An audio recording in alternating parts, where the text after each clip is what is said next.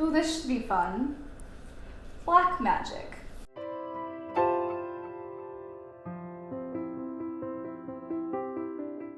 Hey everybody, welcome back. If you're new here, my name is Amy. I'm a witch, a spiritual guide, and an energy healer. If you're not new here, you knew that. Please, if if you like this video, please give it a thumbs up. Just one. If you hit it twice, it'll won't be there anymore. And if you really love it, share it with somebody else that you think will also love it. Please subscribe if you haven't already and hit that little bell button because that's how you'll know when my new videos come out. Okay, so let's get into this, shall we? Black magic is a hot topic. It's one of those things that like you read about and it's in video games and it's in movies, and there's this really solid idea in the witchcraft community, I feel like, that is like, this is white magic and this is black magic, and this is how you can tell between the two. And I just want to clear some of that up. First of all, I don't believe that colors are good or bad. White, black, red, yellow, blue, green, people, elements. I don't believe that there is anything about a shade or a color that indicates whether or not something is more good or evil or anything like that. I think that that is a pretty severe oversight in the witchcraft community. I know that it's been the way that we've described these things for a very, very, very long time, but I think it's important to take a step back, look at this, and then maybe change how we're doing things at this point. So when I say black magic, I really just wanted you to know what I was talking about. I don't believe that there is a black and white magic. I don't think that those two things really exist or make sense for witchcraft today, at the very least. So are we talking about black magic? Kind of. Does it exist? Yeah, sort of. So let's look at magic without color, okay? Let's look at magic without elements or religions or people or anything attached to it, all right? And let's look at the intention of what you're doing. Normally, white magic would be considered something like a spell to help a flower grow, or healing spells, or anything that's not self-serving. First of all, no personal gain in white magic. Again, I'm not here to start fights. Let's not argue. If you do want to discuss this stuff though, let's do that in the comments down below, and everybody please try to be respectful to me and to everybody else who is here to discuss these things.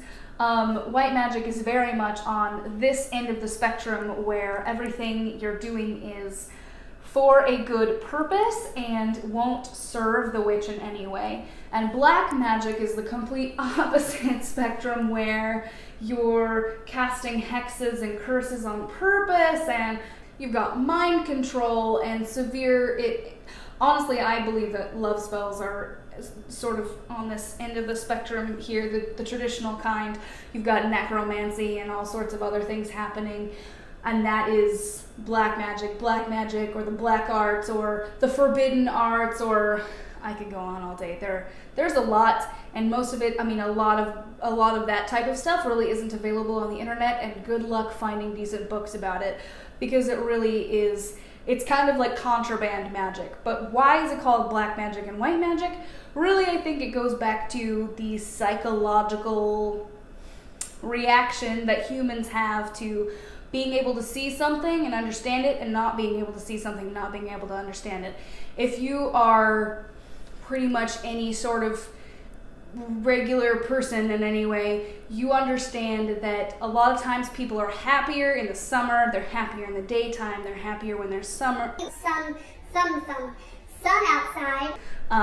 Like I said, this is kind of common. It's definitely not wrong if you're not this kind of person, but in general, a lot of people feel better in the light, where they can see things, where they can understand things, where they can move around without bumping their toes on anything, and they feel like they can't really be surprised or hurt or taken advantage of in the light. Now, go to the other side of that and take a look at what it's like when people are afraid of the dark. You've got stories about things hiding in closets and under beds. You've got people, being afraid to go outside. And even on a security level, if your apartment complex isn't very well lit at night or your street isn't very well lit at night, that's not considered safe because it's easier for lurkers and criminals and whatever, and animals, snakes, whatever, to kind of creep up on you and surprise you in the dark. You're sort of at a disadvantage when you can't see with your eyes. I don't know why I did that. You're sort of at a disadvantage when you can't see with your eyes. So, I think that this idea of black and white magic came from the concepts of safety and goodness and malintent. Now, y'all know that I am an elemental witch. At my core, it's where I started my journey. I'm very eclectic now, but I will invoke shadows at least once a day. It's what I do. I'm a shadow witch. Now, I'm not saying that I'm probably a little bit biased, but I think that there is a lot of beauty and safety in the shadow, just like in any other element, and the same with light. While I'm really not very comfortable in the light, like a lot of other people are. Speaking of which, like, what is it with YouTube videos and needing to be in the light? Like, if I could just film this thing without you having to see me, like, that would be great. How do you guys feel about that? You just want to, like, listen to me talk and watch, like, blackness? Off topic. The point is that there are all the elements. You've got fire and water and earth and air, and nobody's saying anything about whether or not those ones are good or bad. And then you've got this association with light and shadow, like these have some sort of moral and ethical implications to them, and they just don't. What it comes down to is, what are your intentions? Are you doing things with a pure intention, or are you doing things with the intention to hurt somebody or for personal gain that will then hurt somebody? I don't believe that there's anything wrong with personal gain as long as it's innocent. You getting a job and doing a spell to get a new job counts as personal gain. However, you doing a spell to take somebody else's job, now that's you're gonna have to settle with yourself on that one. So that's really what I'm getting at here, is that there are forbidden arts. There are arts that everybody should not learn.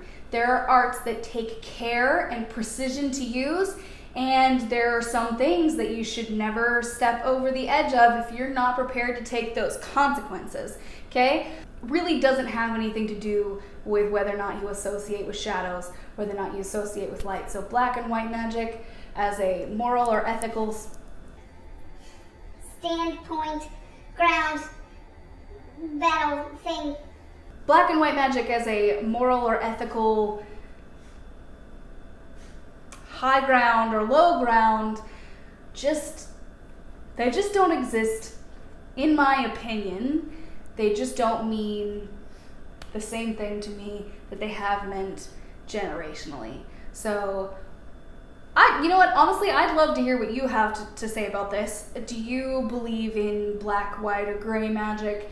What are your opinions on the ethics and morality of how these things work? Do you believe that black magic should be forbidden? Do you associate shadows with things like blood magic and personal gain and necromancy, or how do you feel about it? Let me know in the comments down below. You can also send me a DM on Instagram if you're not already following me there. It's a great way to get a hold of me. I'll put my Instagram here. And then if you want to see more videos like this from me, if you've loved it and you're not sure what's coming next, consider supporting me on Patreon. It would help me out a lot and make all of this a lot easier. Again, thank you so much for being here, you guys. From the bottom of my shadow-filled heart, I love you so much. Have a beautiful day.